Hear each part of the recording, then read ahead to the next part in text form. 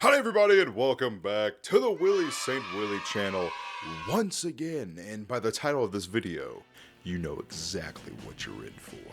That's right everybody, today, by popular demand, I'm going over the wildly popular Team Fortress 2 source film horror project, Serverblight. This wonderful little adventure today is brought to us by two idiot Germans here on YouTube, and they're known for their creepypasta and horror projects, and this just happened to be one of their more popular ones. If you know anything about Team Fortress 2 or Sourcefilmmaker in general, then you'll know that it is no stranger to internet trends or horror projects. Need we mention Skibidi Toilet? But the best way I could sum up Serverblight is that it's basically like The Thing meets Team Fortress 2. That is a very apt comparison in my opinion. Because I'm known to yap a lot in my intros, I'm just gonna get right to it, okay? So without further ado, let's get into Serverblight. Serverblight kind of exists in the same vein as old school creepypastas with the premise of a haunted game or server, and we see that very clearly with the first video entry of the series, Empty Server. Now we see a lovely player with a very based and epic username called Dix-a-lot, who joins a server and gets on the blue team as a sniper before he's immediately told to KYS by a player called Gillysuit. I will not elaborate on what KYS means. I would prefer to stay on YouTube. The only weird thing to really notice at first about this server is that it's kind of dead and empty until we see a spy player run past and jump off a cliff, which at first you're like, okay, whatever. But then we get something even weirder happen. We have a spy player just stop dead in his tracks, look at Dick square in the eye through the scope, just like he's Gus Fring or something, like, shoot me, go ahead, please! And then he does it, and so he proceeds to try to find the other players, because his first impression is, oh, this is weird, but I guess these players just suck. And that he also decides to try and disconnect from the server, and it won't let him. The game will not let him. And dude, honestly, at this point, I would be so creeped out that I would just turn off my computer if it were me. But anyway, so Dick eventually stumbles upon Gillysuit, who was the dude who, kept telling him to KYS the whole time. And he stumbles towards him like the Hunchback of Notre Dame in an animation that is definitely not in Team Fortress 2, almost like it's a person that has been inserted into the game.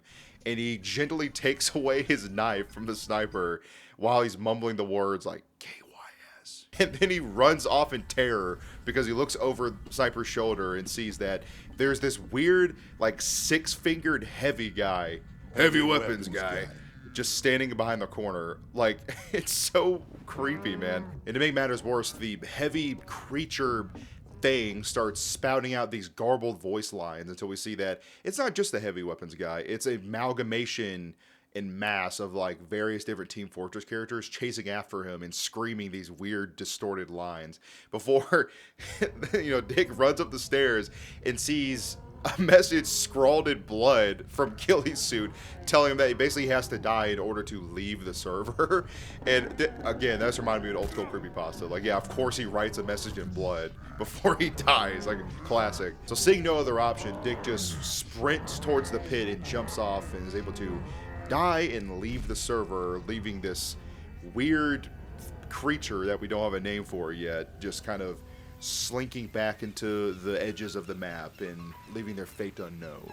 Now, it's very obvious that when two idiot Germans made this first video, they probably had no expectations of really making this a series, because on its own, this is a good standalone source film, like, story slash creepypasta. It's very creepy. It tells you just enough to get across the point of there's some weird creature lurking in this Team Fortress 2 community server. It's just, chef's kiss. This would scare the hell out of me back in the day when I was like a preteen on YouTube, on early YouTube, and it just reminds me of all of the OG source filmmaking creepypastas that get spread around, or even like animations that were about other creepypastas but just put into source film form, and I feel like it really captures that really well.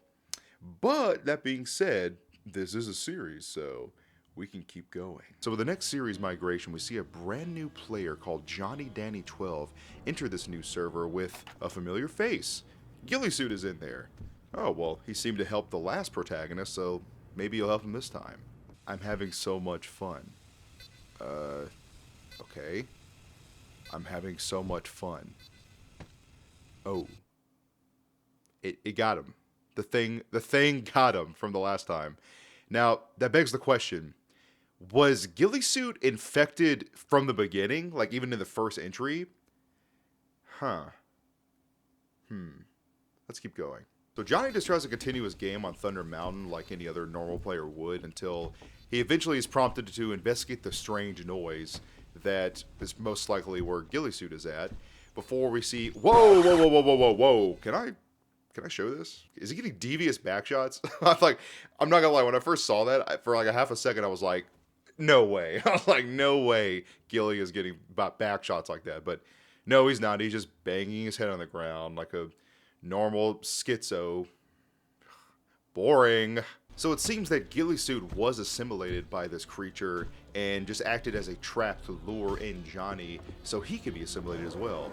However, strangely, Johnny is able to just immediately leave the server and isn't locked in like how Dick was. But when the video ends, we notice that all the other players, which I assume the thing assimilated with during that match, also leave. Which leads me to believe that this creature is able to learn. He's capable of learning new tactics to try to lure in players.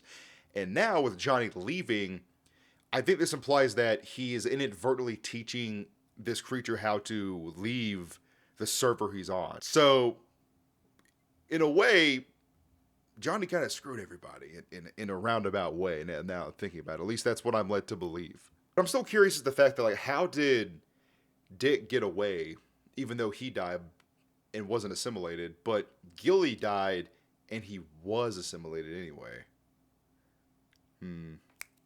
Maybe the next entry can help me out here, because that's still the biggest thing. Obviously, there's a question of, what is this entity? What does it want? I think that's a pretty valid one as well. I want to know, how did Dick get away but not Gilly? So let's continue on.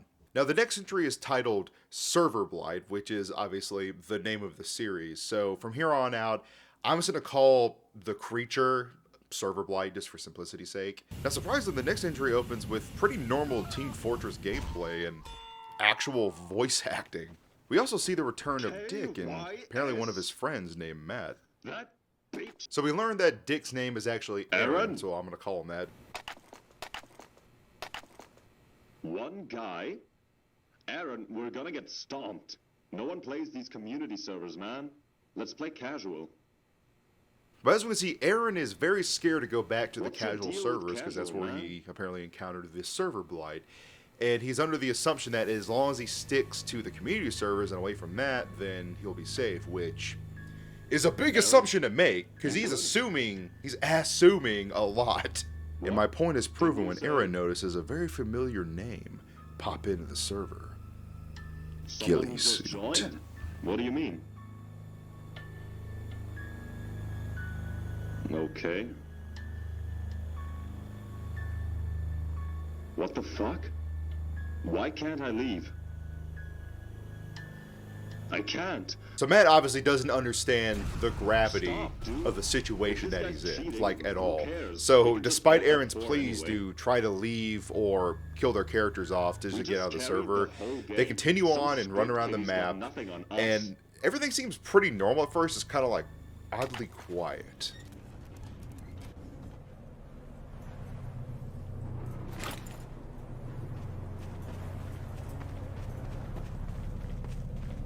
Yeah, we should. I'm getting that Uber.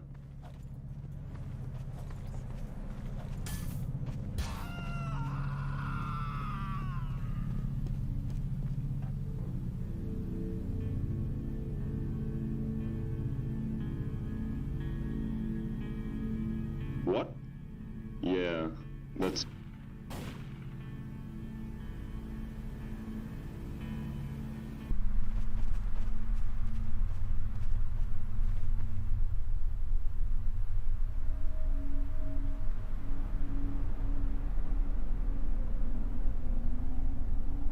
Yo, Heavy.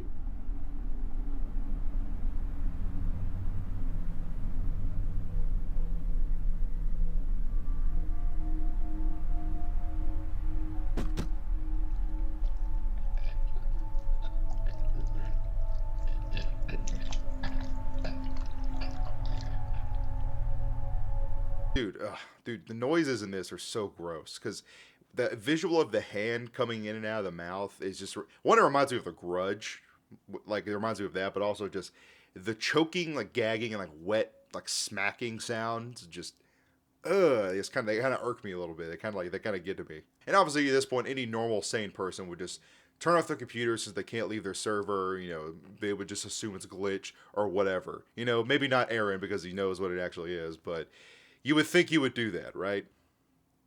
No. No, they don't. They run away. Yeah.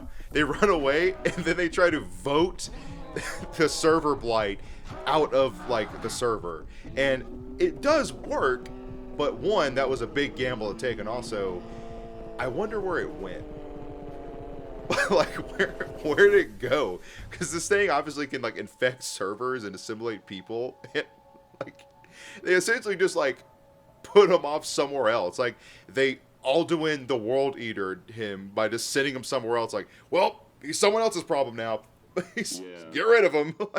like, God, dude, they could have like really screwed someone depending where he goes. I mean, to be fair, the server blight can also jump to other servers on his own, but it's just the fact that like they did it intentionally, where they just kicked him to somewhere else in cyberspace. Like, I thought that was really weird.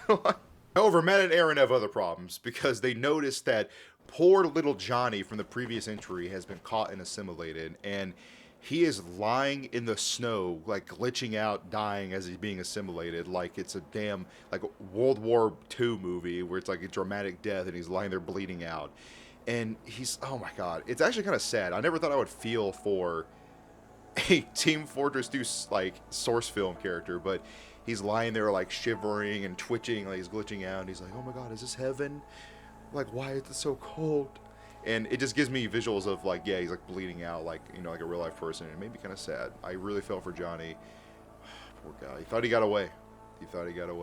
But the server blight comes for us all.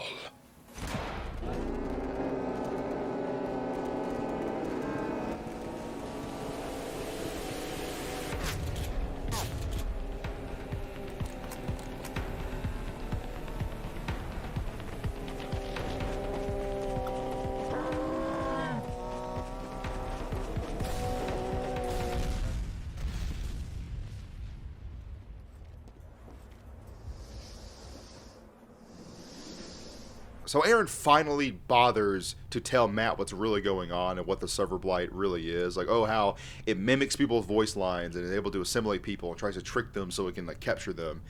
And then probably the freakiest scene in the series so far happens, in my opinion. What?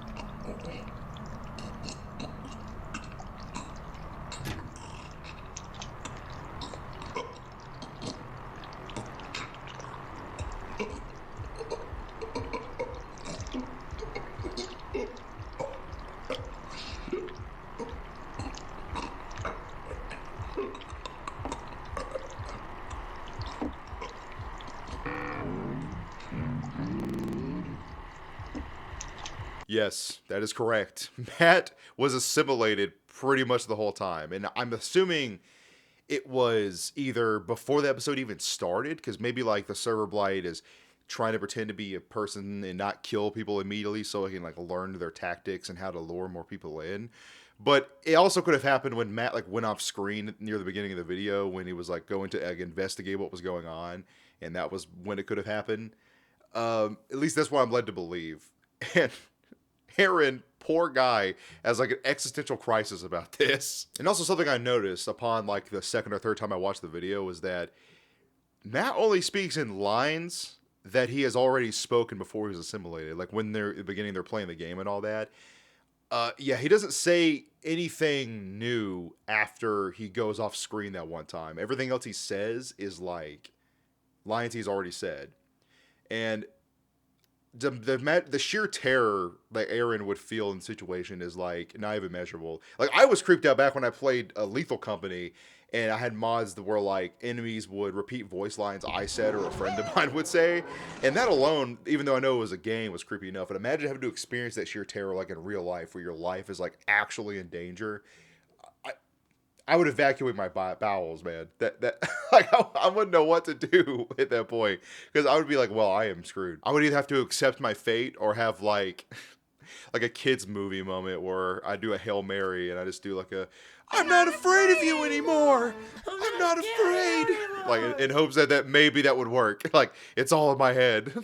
It's all in my head. You're not real. Like a Freddy Krueger Nightmare on Elm Street moment. Maybe that would work. For real though. There is no hope. There is no saving yourself. You're doomed. We're all doomed. So obviously not knowing what else to do, Aaron just books it for the cliff and tries to jump off while it's like a zombie apocalypse and all the other Serverblight minions are chasing him.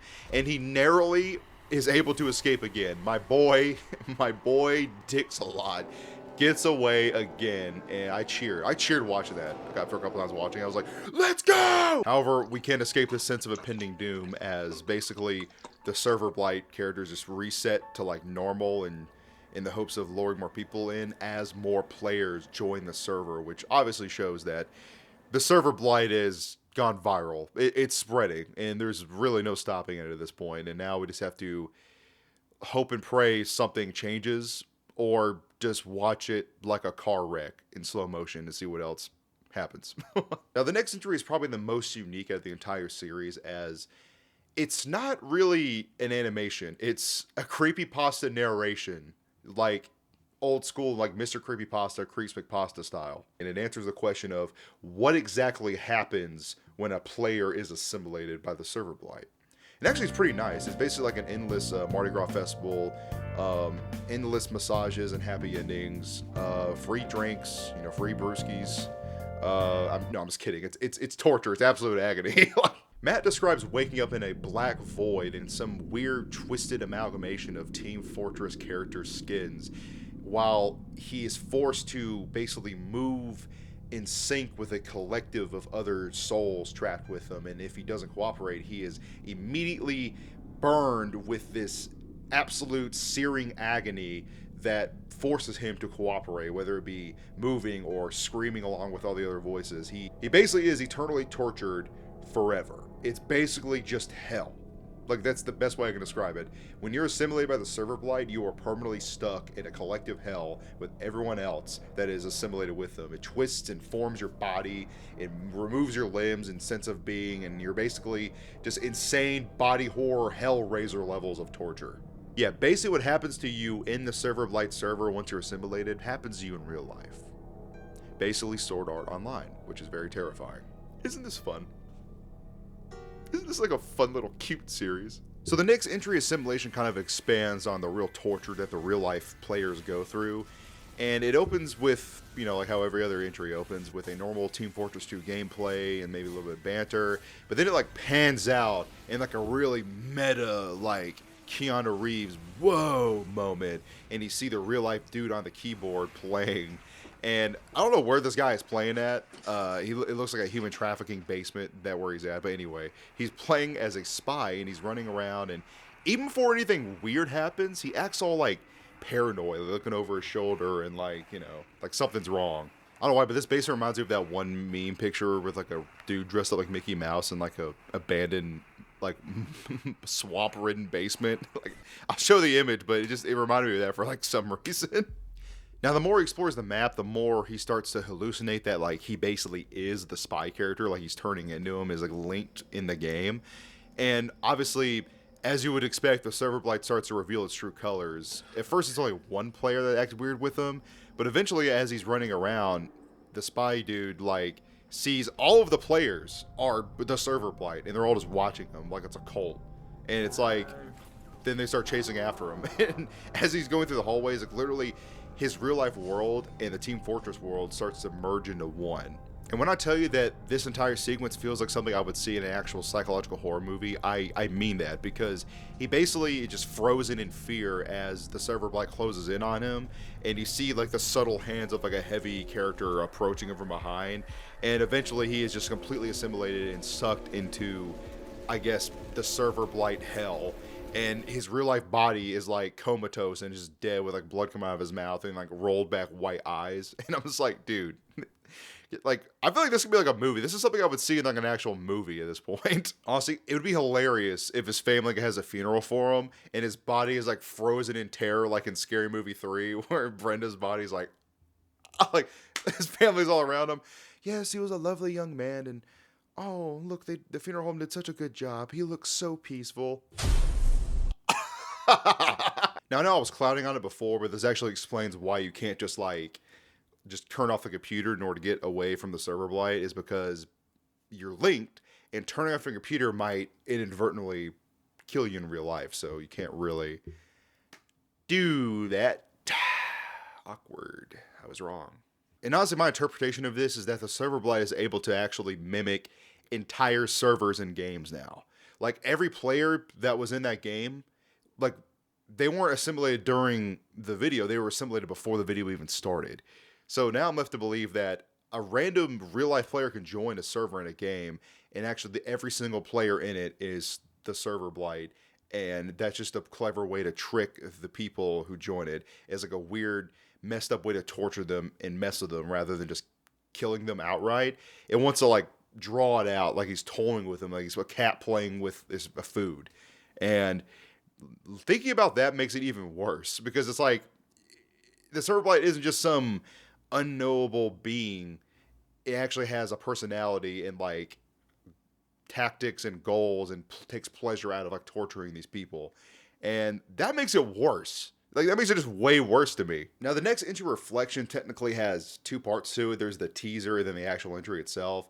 And the teaser basically is just like a short, like 2-minute long video just showing the premise of the next video. It shows a player called Classic running around and is greeting all his friends that he knows as other regulars, until he realizes that another regular called Spooks is like stalking him, but it's like not really Spooks. And then like the video pretty much ends. And then we get into the actual entry called Reflection. So the entry opens with our homeboy Bredolphin, who you might remember as the spy from all the way back in the first entry, who runs past Aaron and just jumps off the cliff to, you know, get away from the Serverblight.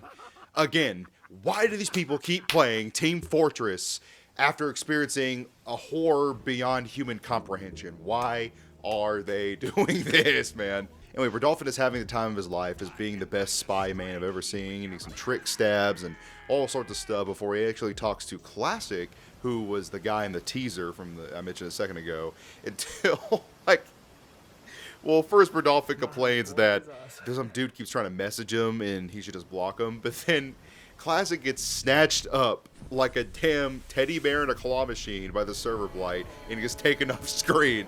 And at that point, Bredolphin realizes that, oh, I'm screwed. I should not have played Team Fortress today. So as Bredolphin is running around, just, you know, hyperventilating and trying to find out a way to leave the map, he gets to the edge of it and finds out that, you know, he can't get through the gate. And before he is able to be assimilated by all the other assimilated players in the server, our homeboy Aaron, aka Dix-a-Lot, shows up, comes in clutch, and kills the Serverblight like minion running towards him. And I was so hyped for this. I was hype as hell, man.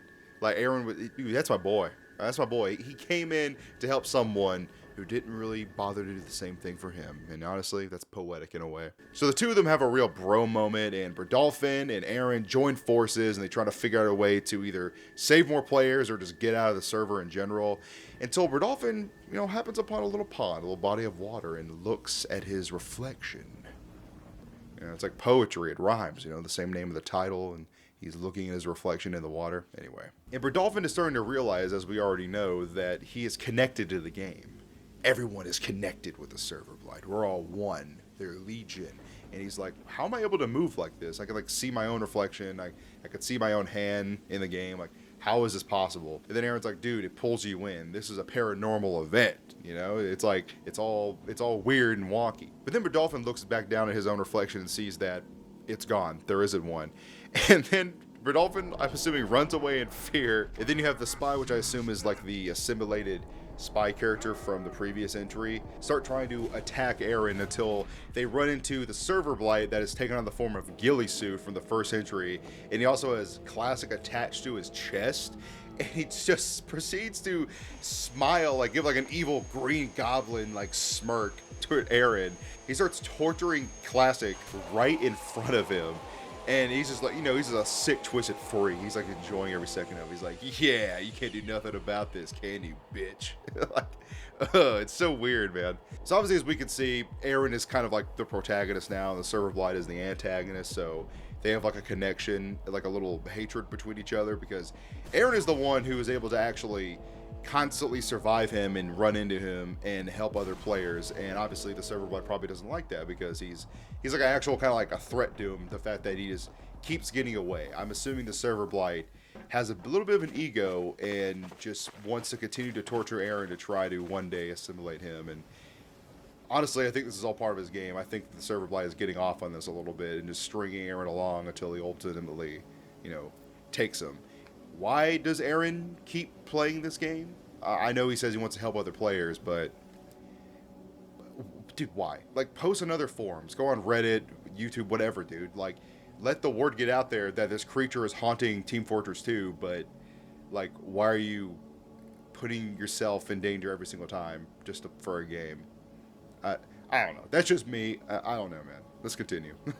So basically, Rodolphin and Aaron come up with a plan that, hey, you're gonna get killed and then respawn as soldier so you can rocket jump out of the map, and then your body, like your character, will be somewhere safe where you can actually get away from the Serverblight. And he's like, okay, I'll do it. And so he kills him, but then that was apparently what the Serverblight was waiting for Aaron to be alone. He starts reaching down, and he's almost about to get him, or he can't get away. But then a really epic, like, movie moment happens where actually that was the dead ringer, and Rodolphin shows up with his spy character and kills the Serverblight. And I was like, what? Like, I forgot I could even do that. Like, cause, you know, it happened at the beginning of the video. Dude, like, I like how the further along you go with the entries, like the two idiot Germans actually are adding details where it's like things that come into play later, almost like as an actual like TV show or movie. And it's kind of, you know what? You guys are pretty based and epic. I like that. That's pretty sick. I'm not gonna lie. So then now they're actually like, okay, for real this time, you can actually be soldier, so you can get the hell out of here. And he does it, and he managed to get away. And it shows later on that they're having like a conversation, what looks like on Discord. And by the way, I like how Aaron's profile pic is the the picture of Ghost just staring off to the side from like Modern Warfare 2. But anyway, they have a conversation, and basically Aaron helped out Rodolphin as a way to pay him back for inadvertently showing him how to escape back in the first entry. So this was like, hey man, I got you, we're even now. But then a truly heart-wrenching moment happens where it pans out and shows Aaron in real life, and he's just putting his, you know, face in his hands, and he's crying and, you know, all depressed and stuff. And he looks over and he sees his phone and all the messages it was sending his friend Matt.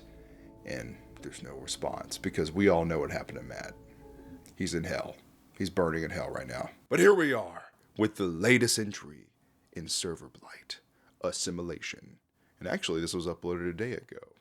And with the series still ongoing, I am excited to see what cliffhanger they're going to be leaving us on. So let's go. Now, this entry seems to follow a whole new set of characters, with gods, Nexos, and Grey Matter being the main focus of it. Now, surprisingly, most of this entry is actually pretty normal, with our three stooges just running around trying to, you know, win the match, until they commit the worst sin of all. Okay? Gods teaches the Serverblight how to emote. Oh, and Nexos sees a horrifying abomination of a giant mass of all the other red and blue players in the match. I guess that kind of happened too. It was kind of weird, I guess. So upon retrieving the intel, Nexus makes his way back to Gods, who was the one who taught the random Serverblight waving guy spy how to emote. And then the spy gives chase before Gods is able to kill that, you know, spawn of the Serverblight. And Nexus says something rather strange. He says, I've seen this before. which obviously implies that he knows something, even though we haven't really seen his character before. At least not that I've noticed anyway. But before they can really fully comprehend that, Gods gets yoinked away by the Serverblight, and obviously we know what happens to him. He's gone. And Nexus, in a panic, makes his way back to Gray Matter, and as you might expect, something's a little off with Gray Matter now. What's wrong with this game? Yeah, be careful there. Fuck.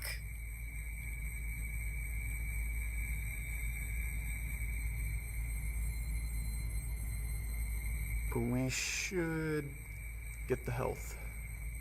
What? Gonna come with?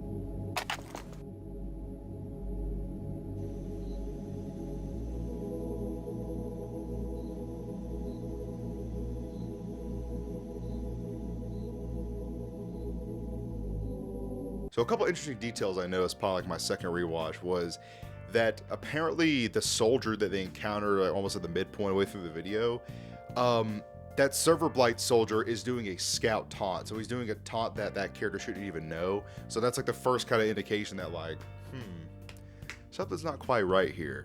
And also another thing on top of the fact that we already know that Nexus knows more about the Serverblight than what he's letting on.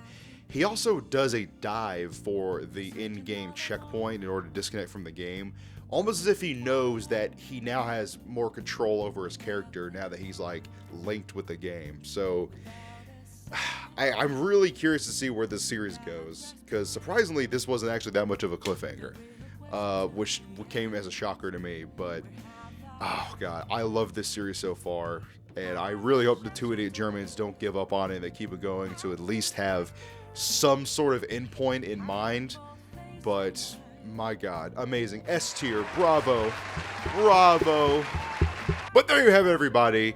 That is Serverblight as it stands today.